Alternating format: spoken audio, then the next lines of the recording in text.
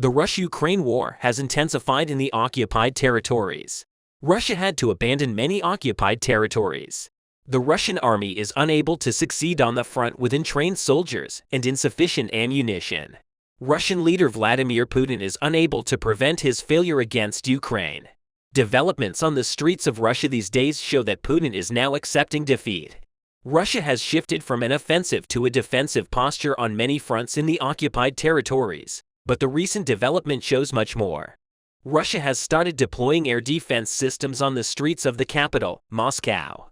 Thousands of Twitter users from many countries shared images of the deployment of air defense systems on unused buildings on the streets of Moscow. In the images shared as photos and videos, it is seen that Panzers I air defense systems are deployed on the roofs of abandoned buildings on the streets of Moscow and on the roof of the Russian Defense Ministry's National Defense Management Center building.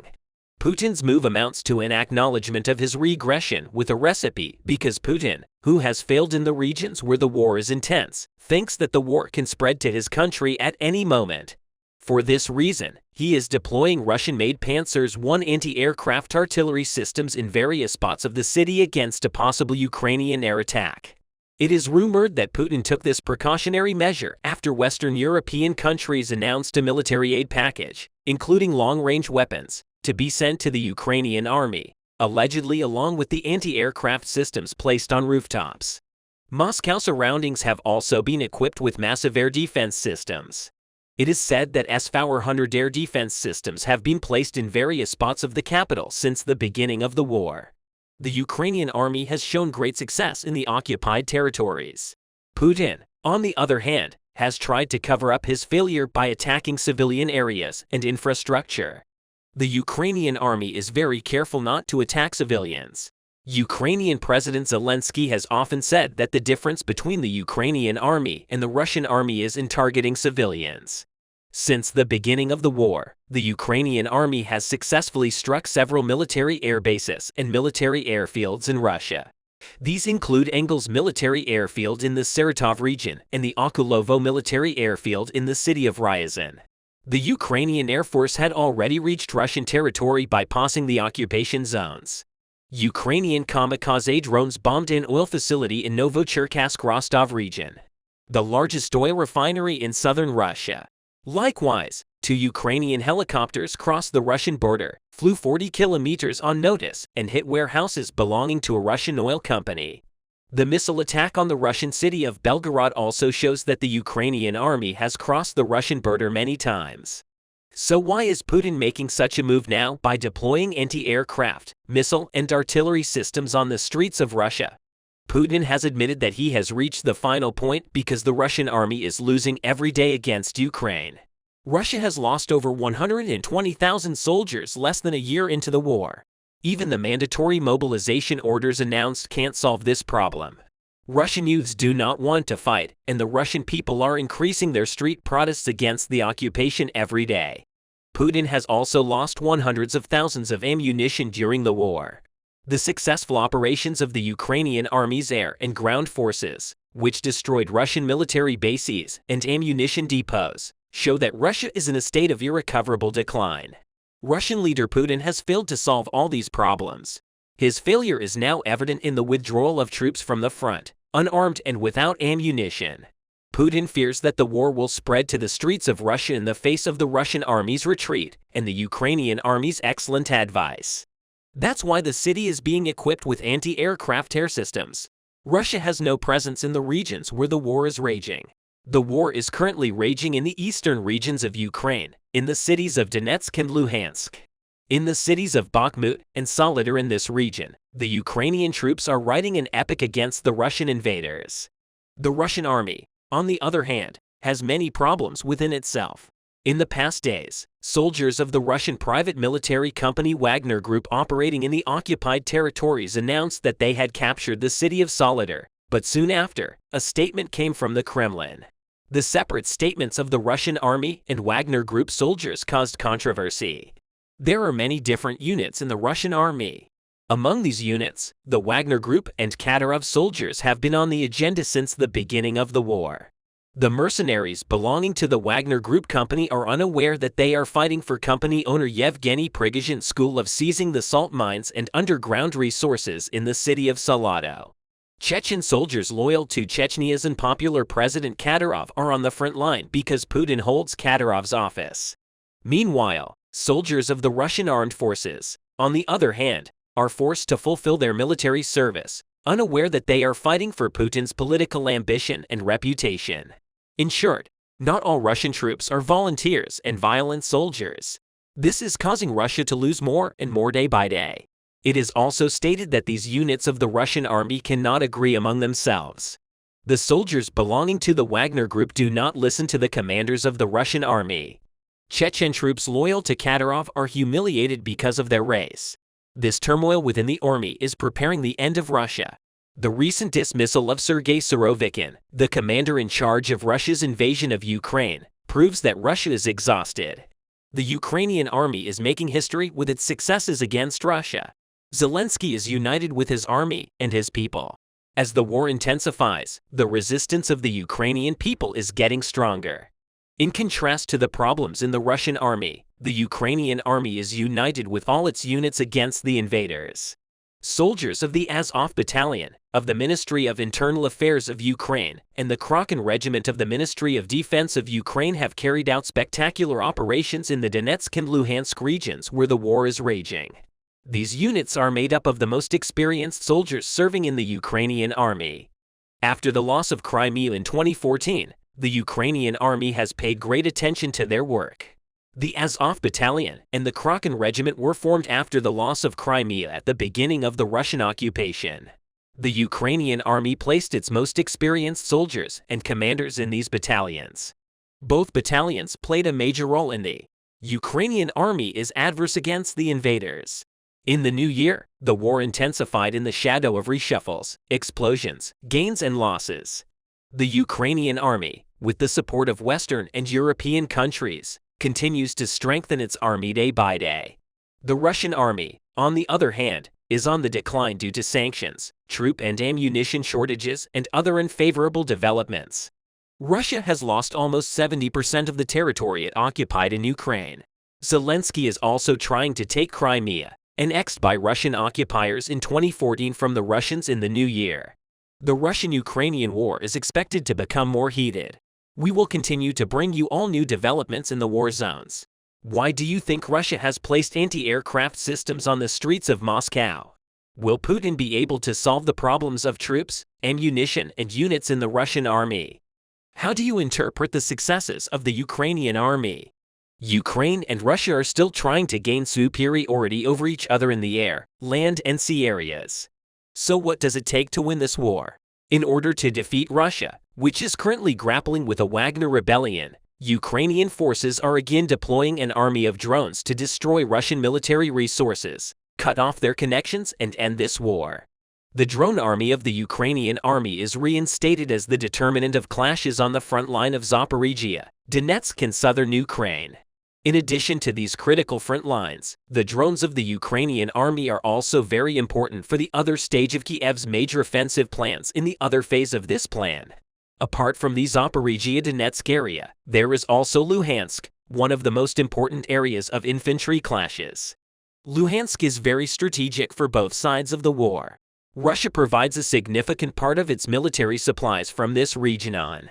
The Ukrainians, on the other hand, are making serious progress in Luhansk simultaneously with their efforts in Donetsk and Zaporizhia to reduce the duration of the war and completely undermine the morale motivation of the Russian army. Most recently, Ukrainians in this region carried out an action that made the most noise since the beginning of the war. Ukrainian defense forces destroyed a critical base of Russian drones near the town of Svatov in the Luhansk region. The Russian military base, which was used as the Svatov airport, was destroyed as a result of the successful operation of the 92nd Separate Motor Brigade of the Ukrainian Army. The 92nd Separate Motor Brigade used Mavic 3 and Mavic 3 drones supplied by the United 24 initiative to destroy the Russian military base there. During the offensive operation, the soldiers of the Ukrainian brigade discovered two VSAT antennas near this airbase. Then, as you guessed, the offensive operation began once again. The Ukrainians have used their drone army to neutralize an airbase held by the Russians. It's claimed that as a result of this offensive operation of the Ukrainian forces, Russian soldiers were also destroyed. There were many Russian UAV operators and soldiers in this airbase used by the Russians in Svatov. Therefore, it's thought that the Russian losses are not limited to military equipment only. Artem Lyoshka, head of the Luhansk Regional Military Administration, said that at the moment the situation in the region is quite critical. Such a striking operation in the direction of Svatov-Kupiansk greatly affected the Russian situation in the Luhansk region. This was because the airbase which the Ukrainian forces targeted with drones was being used by the Russians to launch airstrikes on the Luhansk front lines. The Ukrainians succeeded in making the Luhansk airspace much more secure by neutralizing the Russian-controlled airbase in Svatov. In addition, with the progress of the Ukrainians in Luhansk, the possibility of the Russians to send military shipments and reinforcements to this region from their own border lines decreased. Of course, the Russians were also mobilized to see the Ukrainians redeploy their drone army and see these vehicles destroy the Russian UAV airport in Luhansk. Vladimir Putin is very worried about this because factors such as the riots in Moscow, Wagner leader Yevgeny Prigozhin's uprising against the Russian army, and the critical situation in Kherson had already alienated the Russians from this war. Now, Putin is also in danger of losing the battle of wills in Luhansk. If Russia also completely loses control of Luhansk, the Ukrainians will have the opportunity to expand their offensive axis even more.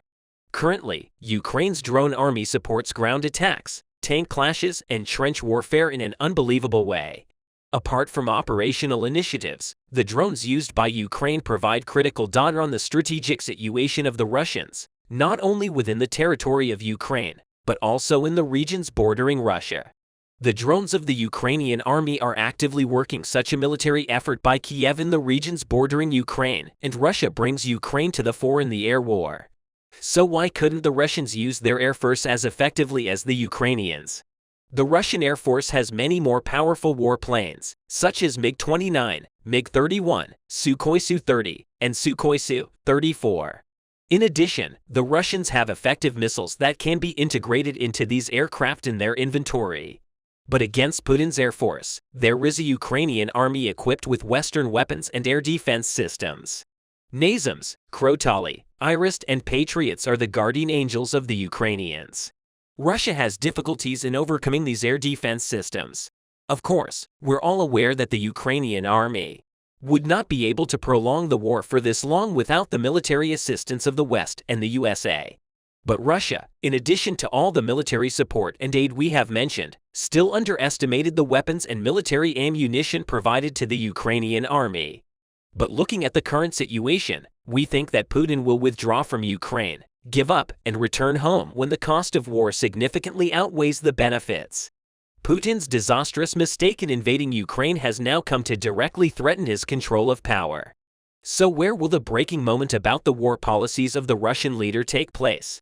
At the moment, although the Ukrainians continue their struggle mainly on the front lines of Donbass and southern Ukraine, the decisive region of the course of the war is located right in the south, namely on the Black Sea sides.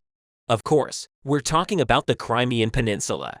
Ukrainian forces continue to examine Russian defense lines in various places to find weak spots.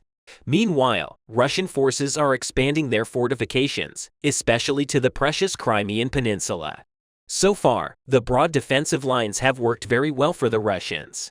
Seeing this, the Russian military leadership seeks to create additional obstacles for the Ukrainians, thereby maximizing their chances of stopping Kiev's advancing forces. The Ukrainian counteroffensive probably wants to distance Russian forces in Crimea and Donbass and cut the land bridge to the peninsula.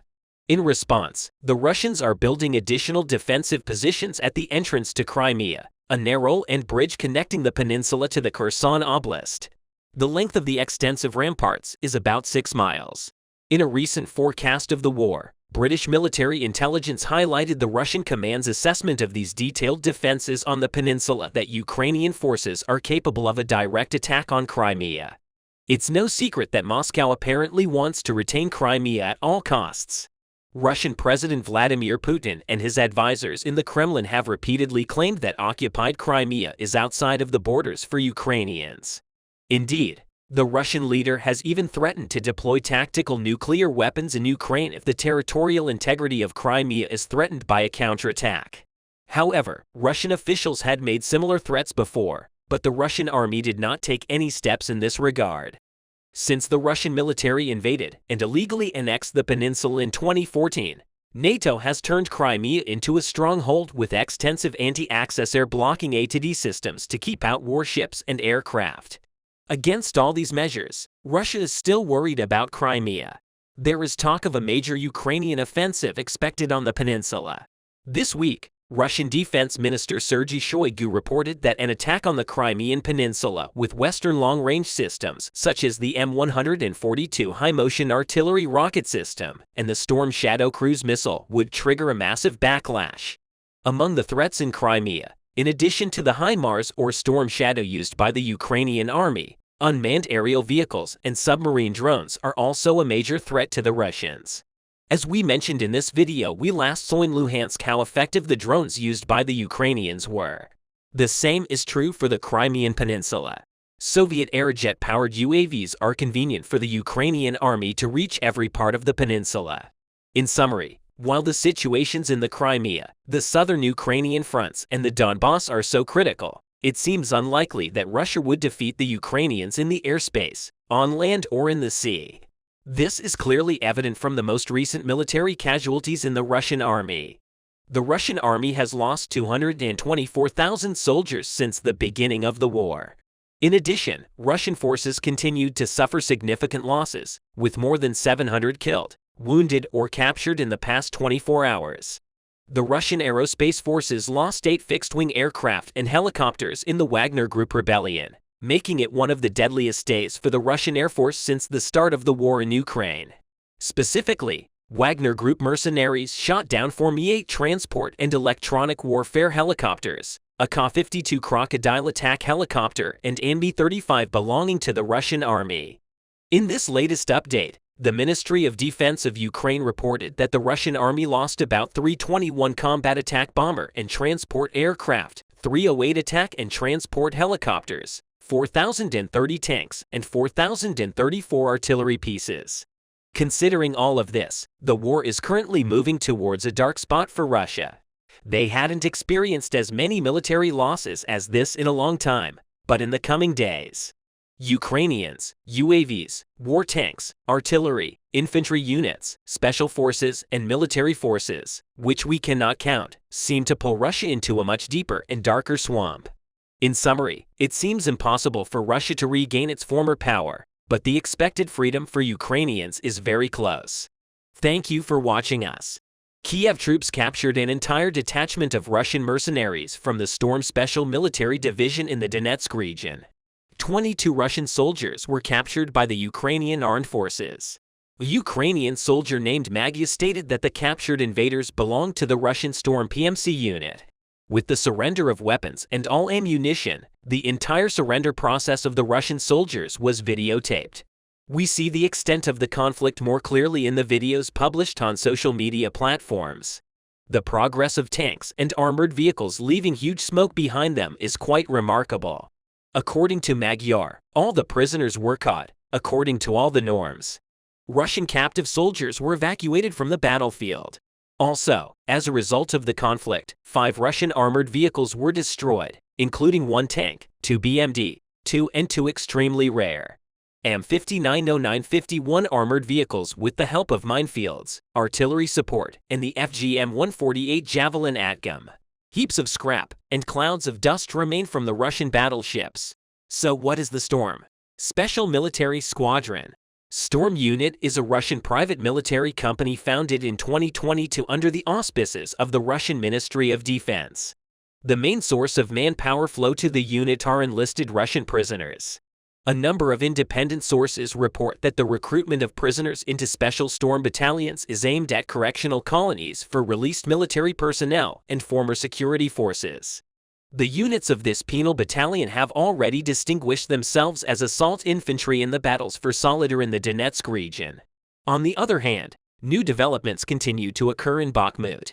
Wagner troops began the transfer of Bakhmut positions to the Russian army. In a video released by the press service, Yevgeny Prigozhin stated that by June 1st they will completely withdraw from the destroyed city. Yevgeny Prigozhin expressed that once the retreat is complete, he will receive new tasks for his forces. Prigozhin, however, did not elaborate on what these new missions would be. Prigozhin commented on the company's future plans. The Wagner leader stated that as the Russian army advances westward on a wide front, PMC Wagner will be busy repairing equipment tested at Bakhmut and buying new trains. The withdrawal of Wagner's troops could leave the city's Russian troops vulnerable to counterattack from the Ukrainians, who in recent weeks have secured territory on the city's outskirts and are preparing for a wider offensive elsewhere along the 1,600-mile front line. The Ukrainian military may also want to take advantage of any weaknesses that come up as Russia rotates its troops. The Ukrainian armed forces say that they are still fighting for the city, but for the past few days, Russian forces have been celebrating the complete capture of Bakhmut. Vladimir Putin personally congratulated the Wagner PMC mercenaries who allegedly played a key role in Russia's attack on Bakhmut. So what does Russia's alleged success in Bakhmut mean for the war in Ukraine? Moscow declared victory in its long offensive. A complete Russian victory at Bakhmut could be largely symbolic. However, the complete capture of the devastated city may not help the Russian forces advance deeper into the Donbas region. Russia's plan for a new offensive in eastern Ukraine fell through over the winter when Ukrainian forces ambushed a tank attack on the coal mining town of Volodar and held the town of Avdiivka. Despite relentless shelling, Ukraine's defense of Bakhmut may have diminished Russia's ability to seize more territory, as happened last summer when Russia captured the cities of Severodonetsk and Lysychansk. Only after long wars. Analysts say that Russia has lost so much in its attempts to secure Bakhmut. It seems unlikely that Moscow troops will be able to enlist new resources to conduct successful battles on the same scale elsewhere in the region, according to experts.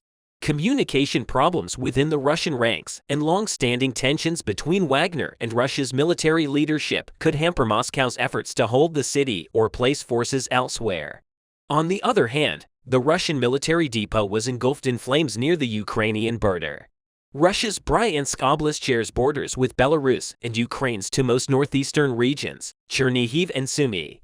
Unexplained fires and pro-Ukrainian attacks in neighboring areas became increasingly common in 2023. A Russian military factory 189 kilometers from the Ukrainian border was engulfed in flames just 2 days after a neighboring area was invaded by pro-Ukrainian forces. The fire took place in the village of Dyatkovo in the north of the Bryansk region. According to local reports, the fire broke out at 8:28 am. local time and was extinguished within 45 minutes. A large cloud of black smoke was seen rising from the warehouse, which was indirectly rented by a private contractor for the Russian Defense Ministry. The building is used by LLC and Alexander, a developer of optical components and systems for space and military equipment, a contractor of the Russian Ministry of Defense. The factory was known for producing the Uran-9, an unmanned ground combat vehicle that failed on the Ukrainian battlefield due to technical problems. The company made a difference by producing the Uran-9 tracked unmanned land vehicle with its own products. The vehicle's designed for fire support of ground forces during hostilities and reconnaissance.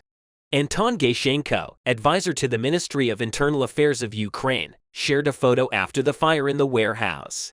Ukrainians were quick to make the now familiar joke on Twitter that the fire was started by Russians smoking cigarettes. In addition, the damage to such a factory is a critical situation for Vladimir Putin. Russia is experiencing various difficulties in the production of ammunition due to the sanctions. The fact that Russia cannot use the factories in its hands due to the explosions deals a big blow. While Putin is feeling the heat of the sanctions, Russia is forced to use washing machine pots and missiles, as it is known. The United Kingdom, the United States of America, and the European Union have issued various sanctions in the last 15 months to undermine Russia and its attempt to conquer territory in Ukraine.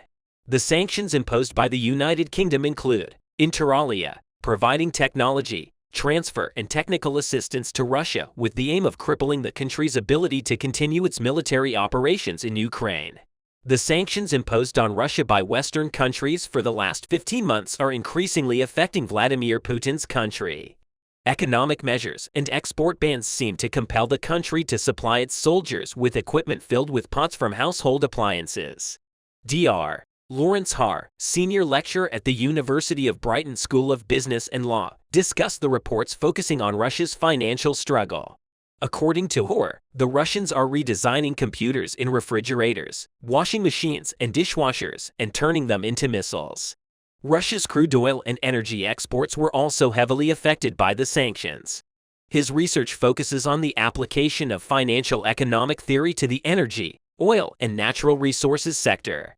Ha believes that the burden on the Russian economy is increasing day by day. Moscow managed to maintain some of its exports. Oil and natural gas are sold elsewhere at little discount.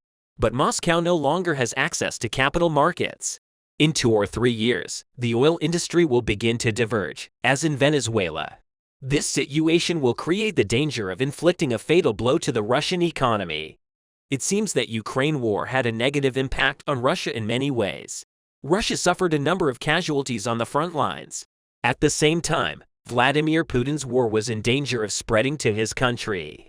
It is only a matter of time before it will experience economic collapse alongside military and social collapse.